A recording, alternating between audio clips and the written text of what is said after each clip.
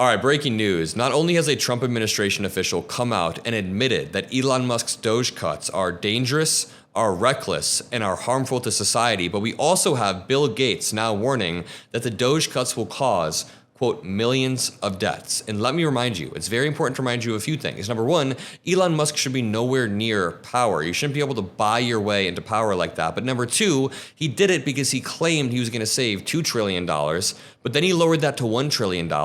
Then they recently came out and said that they saved $150 billion. But if you actually look into it, DOGE's only public ledger was riddled with mistakes. The figures from Elon Musk's team of outsiders, reads this article, represents billions in government cuts, but they're also full of accounting errors, outdated data, and other miscalculations. They claim they've saved $55 billion, but if you look through the wall of receipts, some of the contracts had expired years ago or had already been paid to completion. So this brings me back to Bill Gates warning that Elon Musk's DOGE cuts will cause millions of deaths.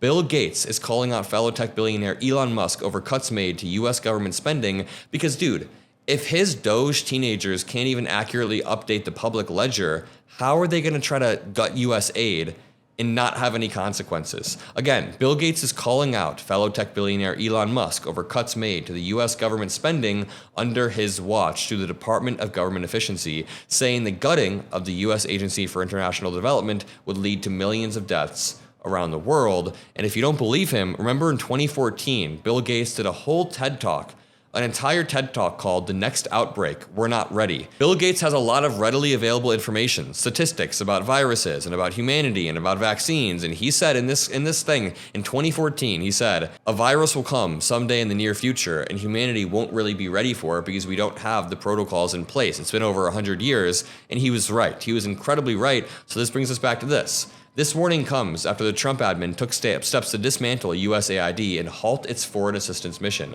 with Musk bragging about feeding the agency to the, quote, wood chipper.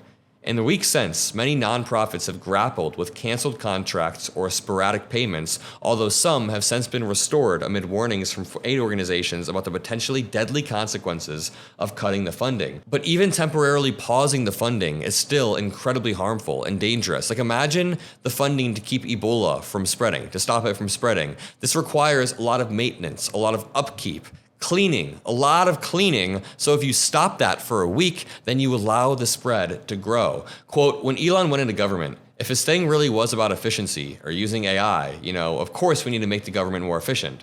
If that's what it had been, then it's a praiseworthy thing to put his time and expertise into, Gates said in an interview with CNN's Fareed Zakaria. Quote, the fact that it turned into these slashing people, I didn't expect that, and some of them should be put back in place. Gates added that the world is in a, quote, global health emergency because of spending cuts to health programs by the US and European governments. The Microsoft co-founder comments came after he announced on Thursday plans to give away $200 billion, including virtually all of his personal wealth, through the Gates Foundation over the next 20 years before closing the organization on acceleration of his previous spending plans. The decision was motivated in part, he said, by concerns that progress on improving global health is stagnating or even reversing. Quote, I think if you show up and say, in 2 months you can cut $2 trillion out of a $7 trillion budget, you're not going to succeed, Gates said. So you go for the softest things and things that are overseas, things you can mischaracterize, people that he hasn't spent any time with. Gates criticized, for example, Musk's false claim that in February the U.S. government was spending $50 billion on Gaza, or condoms for Gaza, which Musk later admitted was incorrect. He also denounced Musk's negative characterizations of USAID workers, whom Musk has previously called radical lunatics and anti-American. Now we'll continue this article, but even Secretary of Transportation Sean Duffy, is saying similar things, that if Elon Musk's DOGE cuts were done en masse, especially regarding transportation, it would be fatal. But I want to talk about DOGE for a second. Okay, I know there's been a lot of people there's been some freak out, there's been some concern, there's been a lot of emotion. And I would just tell you, do I want to make our government more efficient? Do I want to be able to do a little more with a little less? Because then I put more money into the great work that we do. Yeah, I want to do that. But you can't do that without good people, right? And so, though I want us to be more efficient, I also look, and as I think of DOGE cutting things, I don't know about that elsewhere, but we actually build things here, right? You can't cut your way to a new road. You can't cut your way to a new bridge. You can't cut your way into a new air traffic control system. So we're actually going to build in this department.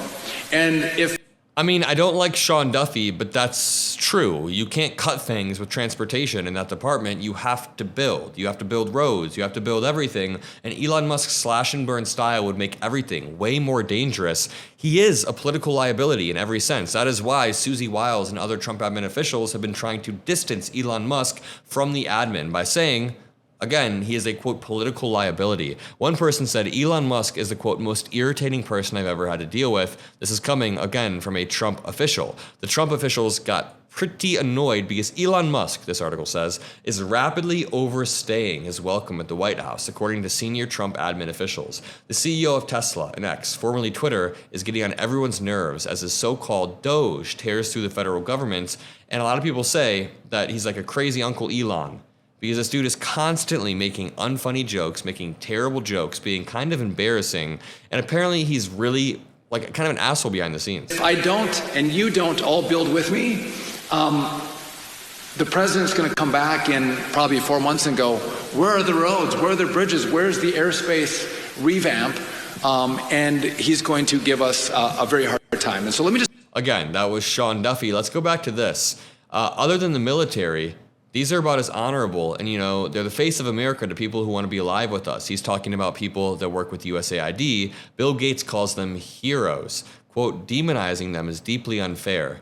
The Gates Foundation has spent more than $100 billion since its founding in 2000, partnering with government agencies and other nonprofits globally to tackle major health challenges. The org's work has included developing new vaccines, diagnostic tools, and treatment delivery mechanisms to fight disease around the world. What a great use of wealth. A lot of people say that they don't think anybody should ever be able to be a billionaire. I actually disagree with that. I think that Bill Gates having this money and using it to better the world is a good thing. Now, let me draw the distinction. Wealth inequality is the bad thing. Wealth inequality is the bad thing. The people at the top shouldn't have a ceiling, but there should be a floor for people at the bottom, in my opinion. So the equality is not that bad. A representative from Musk did not immediately respond to a request for comment, but it's not the first time Gates and Musk have feuded over philanthropy. In 2022, Gates visited Musk in an effort to convince the Tesla CEO to increase his giving, but the meeting went sideways after Musk called Gates an asshole, according to the Musk biography by Walter Isaacson, for which he spoke to both billionaires. In the interview with Zakaria, Gates also raised concerns about other White House actions, including Trump's tariff policies. Quote, the big concern I have is we've created a lot of uncertainty, Gates said. If you're going to build a new factory, you need to understand the policies for the next 20 years, not just for the next 2 days or even 4 years. That's a point I've been making a lot. If you want outside capital investment, you need certainty and predictability in the economy. Trump's doing the opposite, and I'll leave it at that. Make sure you drop a like. I love each and every single one of you who watch my videos. You can become a member below. It helps my travel. It helps everything, and I'll see you all next one. Peace out.